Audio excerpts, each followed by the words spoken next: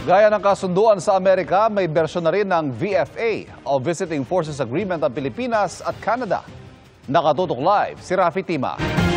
Rafi. Ivan, pinangunahan ni Defense Secretary Gilberto Teodoro at Canadian Minister of National Defense David McGuinty ang pirmahan ng kasunduan kani-kanina lang para sa Pilipinas at Canada. Kailangan pa itong ratipikahan ni Pangulong Bongbong Marcos at magkaroon ng concurrence mula sa Senado para ito maging epektibo sa Pilipinas.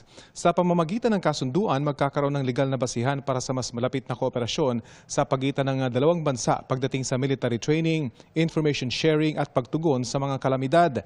Ayon sa Canadian Defense Minister, kapag naretipikahan ng kasunduan, magkakaroon ng exchanges sa military colleges, cybersecurity at maritime domain awareness. Umaasa silang makakasali sila sa balikatan sa susunod na taon. Ayon kay Defense Secretary Teodoro, mahalaga rin ang kasunduan para sa mas malaking usapin ng sitwasyon sa rehiyon. Sa panaya, matapos ang signing ceremony, sinagot ni Secretary Teodoro ang mga pahayag ng Chinese Defense Minister na pinagugulo lang daw ng Pilipinas ang sitwasyon sa South China Sea at tila pinablockmail ng Pilipinas ang China.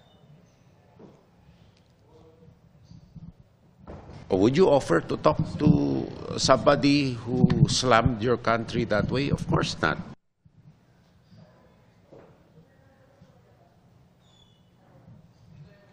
Matapos ang Canada, Ivan, ay kinakausap din ng Pilipinas at para magkaroon ng ganitong kasunduan ang France, ang Germany at ang South Africa. Yan ang latest mula rito sa Makati, Ivan.